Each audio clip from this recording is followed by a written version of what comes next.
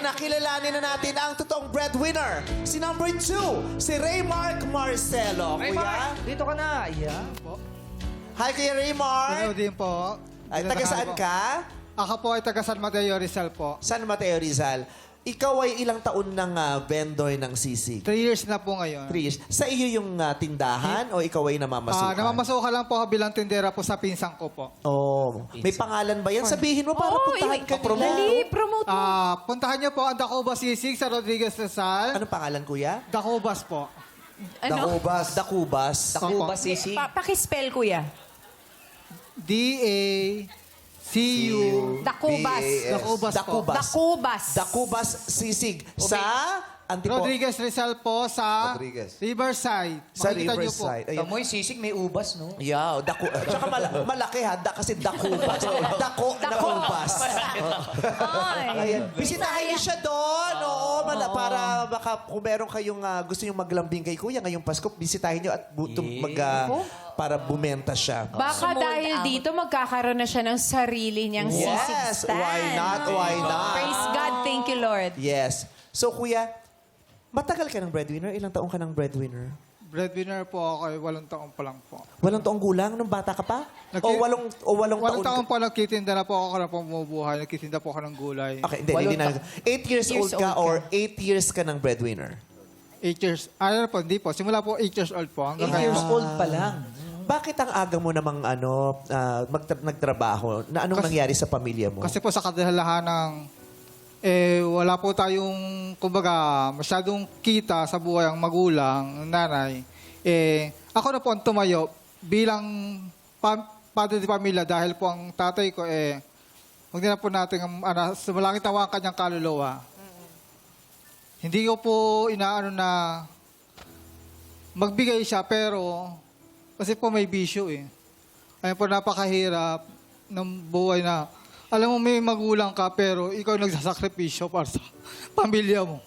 Kasi, nagtitinda ka, nag-ano ka, para lang may papakain, na tatago kang kumain, kasi may pinapadala mo ng magulang mo, pero binubulsa lang ng lola mo. Dahil sa lola po ako, walay po ako sa nanay po. So, ikaw ang tumayo na tatay ng pamilya niyo. Opo. May mga kapatid ka? Meron po. Ikaw ang nag-provide sa kanilang Lahat po, ako po. Ilan ang kapatid mo? 4 po kami ngayon na magkakapatid po. Tapos, ako lang din po ang bumubuhay. Pero yung isa po, nasa Bulacan na po, may asawa na po.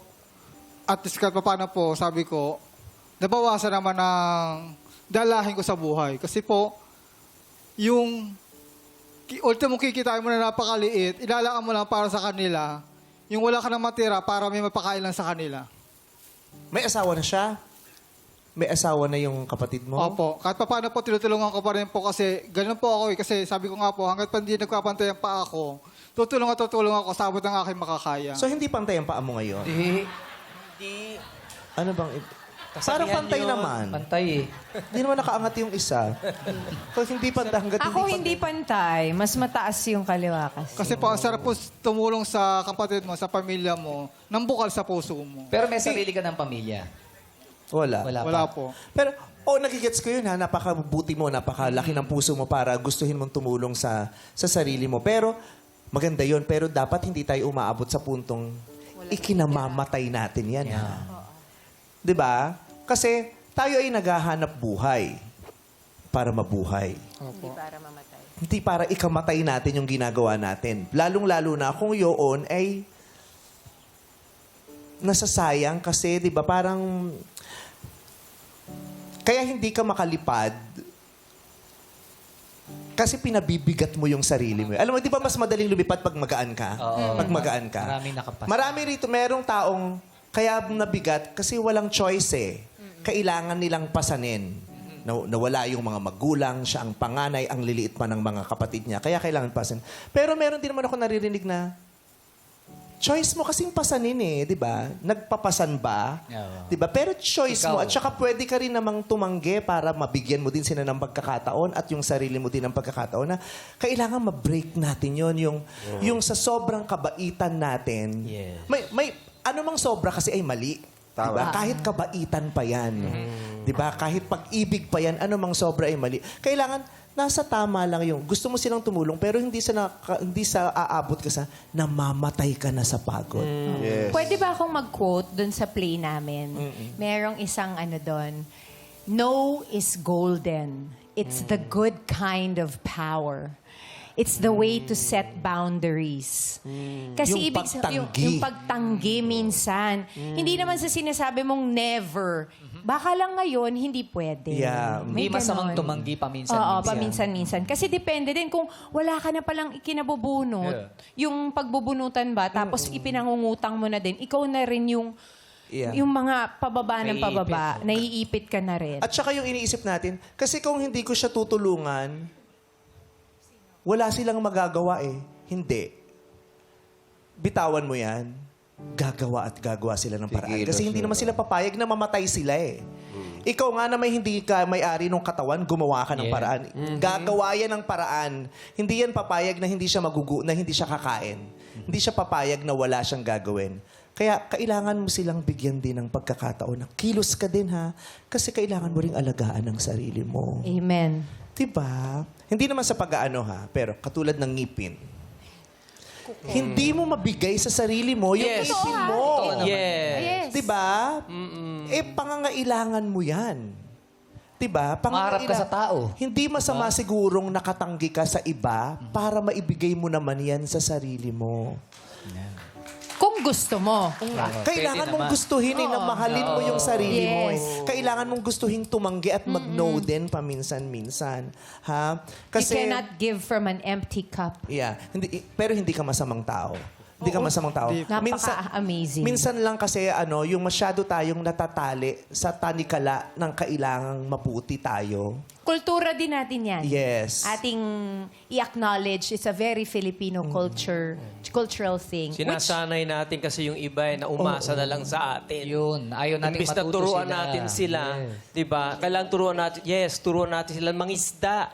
Teach them Hindi how to bigyan ng fish. isda ng kusa. Yes. Bigyan ng Pang Bingwit. So, bibigyan mo sila ng Yes. sisig business. Kahit nga hindi mo turuan eh. Oo. Hayaan mo sila. Hayaan Matuto. matuto. Kung gusto nilang mangisda o kung paano sila kukuha ng isda, hayaan mo. Bigay mo lang sa Let kanila them yun. figure it Pero out. minsan mahirap din bilang isang breadwinner. Totoo. Yung sobrang pagmamahal mo. Yeah. Gusto mong hindi, gusto mong tulungan sila na tumayo sa sarili nila. Pero sa sobrang pagmamahal mo, minsan nakukonsensya ka. Hindi mo matiis Oo. din kasi. Medyo mahirap, pero Mahirap. kailangan. Kailangan tibayan mo Kailangan. din yung loob mo. Mahirap talaga. Pero kailangan. Pero pag nakita mo na tumayo sila sa sarili nilang paa, ay nakaka-proud. Don't wanna cry. Alam Kasi natin yun yung yan. nangyari sa mga kapatid ko. Pero mahirap talaga. Pero kailangan mong gawin para mabuhay ka at matuto silang mabuhay. Yes. Kasi kung hindi, pare-pareho kayong maghihirap at mamamatay ng Correct. malungkot. Yes. Tsaka masasanay na ganun eh. Di ba? Oo. Kasi may edad naman na siya. Di ba? May edad naman siya. Naging mabuti ka naman. Tumulong ka naman, di ba, na nagsisimula. Pero hindi rin masama na unahin mo yung sarili mo ngayon, di ba? Unahin mo yung sarili. Sino-sino pa ang mga itinataguyod mong pamilya? Lola ko po, tiyuhin ko, nanay ko po, tapos yung dalawang kapatid ko po, kananay ko. Kasi yung mga lola, yung mga nanay, syempre mahihina na yan, di ba? Gets na. Hindi rin naman natin kaya talagang pabayaan. Pero yung mga malalakas at may kakayanan, Yun. kailangan natin silang hayaang gamitin ang lakas na yan at yung kakayanan nila na natutulog dahil hindi nagagamit. Oh, mas matanda pa sa'yo yung kapatid mo or mas bata? Ikaw ang panganay nga pala. Opo, ako pong panganay po. So yung mga kapatid mo, walang trabaho ngayon? Tambay.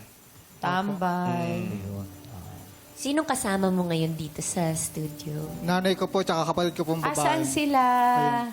Ay, ayan. Hello. Mas bata sa'yo yung kapatid mong kasama. Ayan. Nanay, kamusta po kayo? Mabuti po. Ang pangalan ng kapatid mo? Jasmine po. Si Jasmine.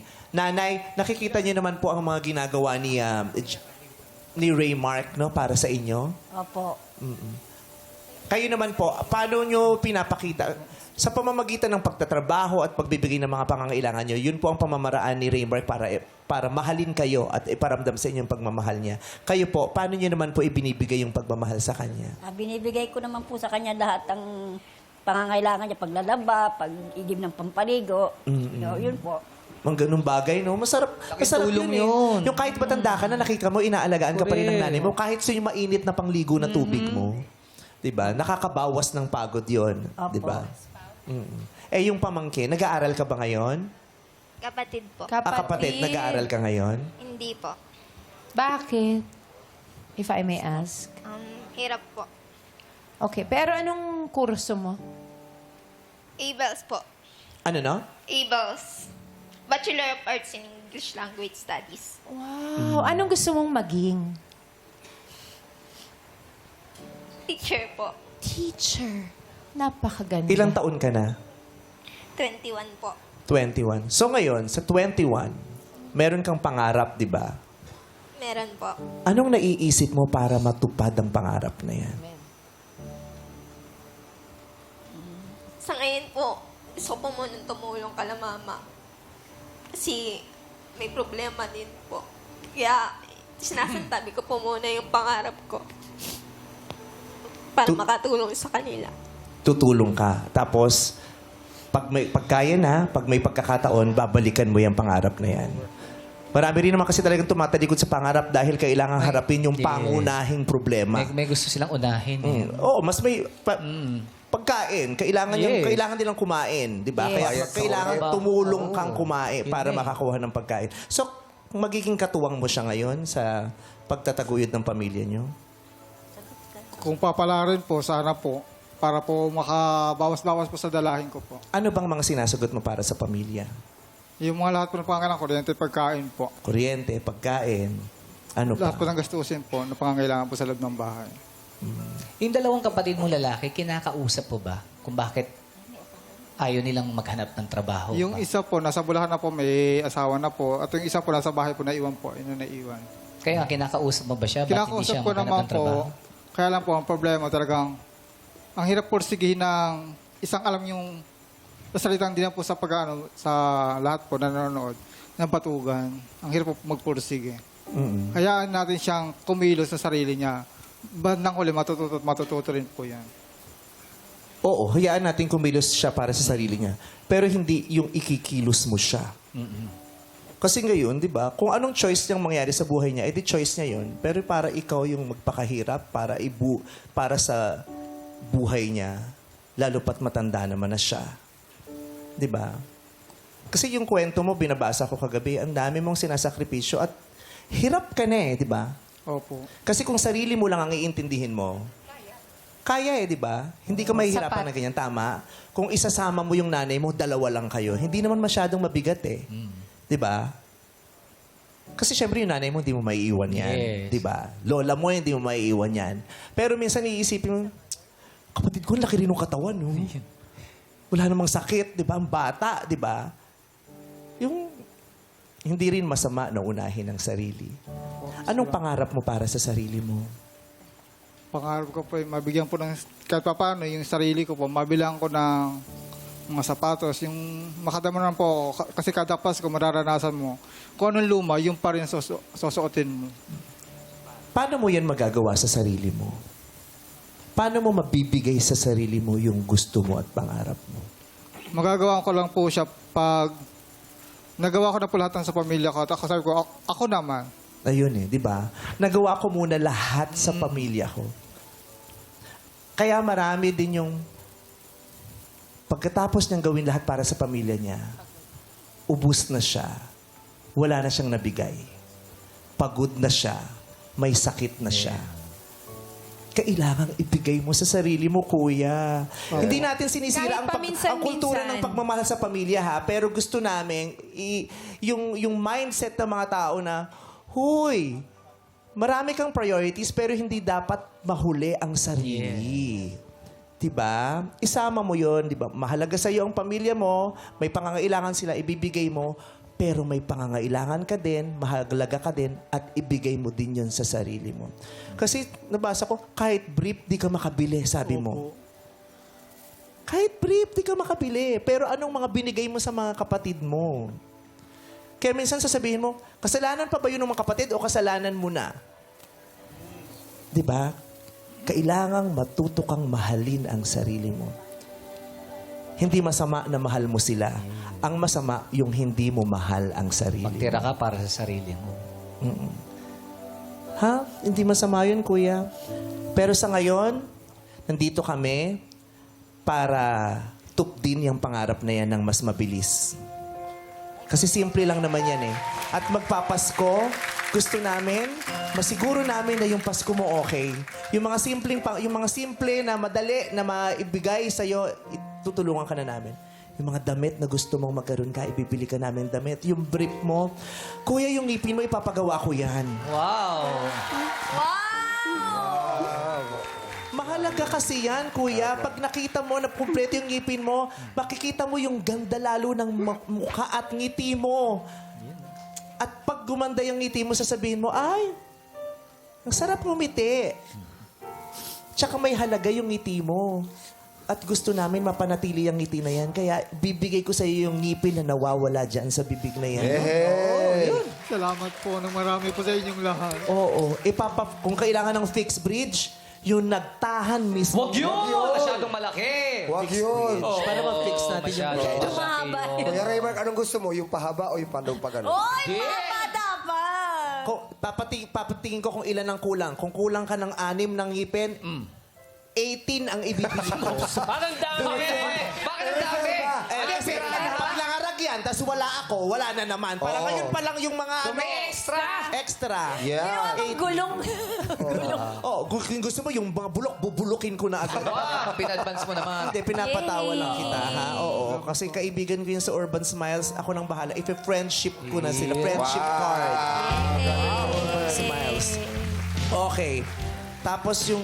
Kasi dito, bukod sa ini-interview sila, chine-check din yung estado, yung bahay, yung ano. Yes. Nakita nila, yung lalagyan ng tubig nyo, gusto mo ng water dispenser, di ba? Para anytime madaling kukuha ng tubig. Pero sabi mo, ayaw mo na daw nung may hot and cold kasi malakas sa kuryente. Totoo din naman. Totoo. Kasi pwede Pwede naman naman natin sila lang, magpakulo. pa-hot on cold, pero pagkatapos, sila rin naman nanihirapan. Correct, yung pambayad sa kuryente. Wala nang hot and cold, pero bibigyan ka namin ng water dispenser. Pati tubig. Yun. Oo. Ilang pira... Ayan, oh. Ay, naku, bibigyan ka namin ng poso. Poso mismo ibibigay ko sa charot. Charot Pwede lang. inuman yun eh. Vice, yung ibibigay doon na tubig, concentrate. Paano pwede inumin eh? Tapos na, inulit. Gaano kadaming tubig yung ibibigay? Madami, galon-galon. Galon-galon. Galon-galon. Oo. Hindi lang yan. Di ba sabi mo kasi gusto mo rin ng dagdag racket o negosyo, di ba? Bibigyan ka namin ng sari-sari store package. Para kahit wala ka sa bahay, nagtatrabaho ka dun sa sisigan, pwede naman yung nanay mo o yung kapatid mo na walang ginagawa ang magbantay ng tindahan. Sana lang maalagaan. Kasi, alam mo, nalulungkot ako. Minsan pag pinag-uusapan namin ng team, ang dami nating binigyan ng something, ng negosyo, pero wala akong nabalitaang umase. Wala akong nabalitaang... Lumago. Yung lumago, yung parang naubos yung binigay mong supplies tapos hindi na nila napaikot. Yung parang, kailangang pag-isipan talaga kasi hindi sa lahat ng pagkakataon may tutulong at magbibigay. Yes. Diba? Ginagawa namin ito para mapadali ang buhay o mapagaan man lang kahit katiting yung uri ng buhay na meron kayo. Kasi kawawa sila. Yan yung mga tindero, sisig o kahapon nagtitinda sa bakery. Yes. Yan yung mga uri ng trabaho na wala kasi ang benepisyo mula Hindi sa stable. gobyerno. Hindi stable. At kahit sa employer, usually, parang freelancer yan eh, di ba? Yung ganyan, yung papasok ka, tapos bibigyan ka ng bayad. Pero walang insurance yan, di ba? Wala po. Wala. Kasi may maraming trabaho na pag empleyado ka, tinutulungan ka na ng kumpanya mo, tinutulungan ka pa ng gobyerno kasi kinikilala ka bilang isang manggagawa. Itong mga ito, alam natin to sa utak natin, may tindera, may ganyan. Alam natin na meron yan, na nabubuhay sila at bahagi sila ng lipunan. Pero hindi sila formal na kinikilala kasi wala silang benepisyo. Wala silang insurance. Wala silang SSS. Diba? Wala silang PhilHealth. Kailangan ikaw mismo yung kukuha para sa sarili mo. Kaya mahirap. Kaya kailangan magkaroon tayo, maproteksyonan sila ng batas. Lalong-lalo na yung mga breadwinners na freelancers. Kasi pag nawala yung breadwinner, yung buong pamilya ang iinda ng sakit nito. Wala silang benepisyo, hindi sila protektado. Sila, mga informal workers ang tawag sa kanila. 'Di ba? Kahit kami yung mga stand-up comedians, informal workers kami kasi hindi kami empleyado. Wala kaming insurance. Kaya kailangan mag-ipon kami para sa sarili namin. Hindi kami protektado ng batas. Kaya sana magkaroon ng ganyan. Ma-formalize lahat ng uri ng trabaho. Walang formal at informal worker katulad nila. Kailangan nating protektahan ang mga breadwinners katulad ni Kuya. Diba? Anong gusto mong sabihin? Maraming salamat po sa inyong lahat sa tulong niyo po. Napakalaking tulong po na itong bigay niyo po sa amin. At ngayon po magkapasko akong masaya at mangiti sa labi. Alam mo, masaya rin tsaka may ngiti tayo sa labi pag may laman yung lamesa natin pag Pasko, di ba, Ogie? Yes! Para lalo siyang masaya, meron kaming handog na ham. Pabaskong handog from Joshua's Meat Products. Yan po'y hahanap-hanaping totoo. Uy. Meron ba tayo bibigay sa kanilang Noche Buena package? Bigyan na rin natin sila. No? Kailangan siguraduhin natin sa Pasko may handa sila. Yes. Para masaya yung buong family. Para kasi nanay, meron silang pagsasalu-saluhan. Kasi masarap i-look forward ng Pasko. Pero nakakalungkot yan kung alam mong wala kayong handa o wala kayong kakainin sa Noche Buena. Kasi nga, tradisyon yun. Kultura yun. Kaya let's make sure meron silang handa at bibigyan ka rin namin ng 10,000 pesos. Yun, Kung ano man ang pangangailangan mo ngayon, pandagdag yan sa pangtustos mo sa pangailangan mo, 10,000 pesos. At bukod sa 10,000 pesos, meron ka ring nail cutter para magupit mo na yung kuko mo. Yun nga yung gusto talaga kong itanong sa kanya. Ano ba yung tatanong mo? Ano ba yung choice? Kasi nadisimula ako nun eh. Dahil sa mahaba yung... Drag Gusto mo queen nga talaga- siya sa nectar. Hindi, baka ano yan? Baka, Ano, nagigitara baka gender ka ba? expression Style niya. niya yan siguro. Hindi, pwede. Oo. So, Ayun. yun lang. So, kuya, lahat to ginagawa namin at binibigay namin sa'yo kasi kinikilala ka namin at mahal ka namin. Sana ikaw din, kilalanin mo din at mahalin din ang sarili mo. Bigyan mo ng importansya ang sarili mo. Kasi hindi natin maaasa sa ibang tao yan all the time. Kaya kailangan unahin mo na ibigay sa sarili mo. Mahal ka namin. Salamat po na marami. Bad luck, people, and the breadwinner is Raymark Marcelo. Winner talaga mga breadwinners. Palakpakan natin sila. Muli, maraming salamat sa pagsama sa amin ngayong araw. Isa, maraming salamat. Ang kauna-unahan Maraming natin salamat. nakatama. Di ba kaya siya isa? Nag-iisa ka. Nag-iisa.